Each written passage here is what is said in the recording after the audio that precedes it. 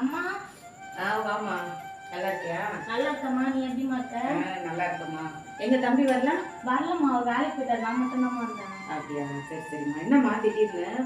நீ எங்க? நீ தான் போன்ல ரொம்ப சோகமா பேசுறமா, டயர்டா பேசுற. என்னாச்சுமா? எங்கம்மா வேலையே சரியா இருக்கு. அதாம்மா உடம்பே முடியல, கொஞ்சம் டயர்டாவே இருக்கு. எங்க போன உன் மருமக? அவ எதுவும் செய்யலையா? அப்படி சொல்லாதம்மா, பாவம் தம்பி கூட செக்கப்புக்கு போயிருக்காம்மா. அவ்வளோ மாசமா இருக்கிறாள்லம்மா, அவ்வளோ செய்கிறா. இருந்தாலும் எப்படிம்மா பாவம் அவளே வேலை வாங்குறது. நீ இப்படி இழுத்து போட்டு எல்லா வேலையும் செஞ்சு உனக்கு தான் உடம்பு முடியாம போகுது. நீ அவகிட்ட வேலையை சொல்ல வேண்டியதுதானே, செஞ்சுட்டு போட்டு வேண்டியதுதானே. அப்படியெல்லாம் சொல்லாதம்மா, பாவம் இல்லை, அவ்வளோ ஒரு பொண்ணு தானே, இந்த மாதிரிலாம் சொல்லக்கூடாது. பாவம் அதுவும் செஞ்சுருந்தா இருந்தாலும் கஷ்டமா இருக்குமா அந்த பொண்ணையே வேலை வாங்குறது.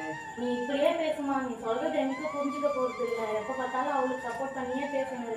நீ வேணா பாரு, ஆனா எதுவும் சொல்றதுக்கு இல்லம்மா, நான் வரேன். எதுக்குதான் பாவம் அந்த பொண்ணு இப்படி திட்டுறாலும் தெரியலையே.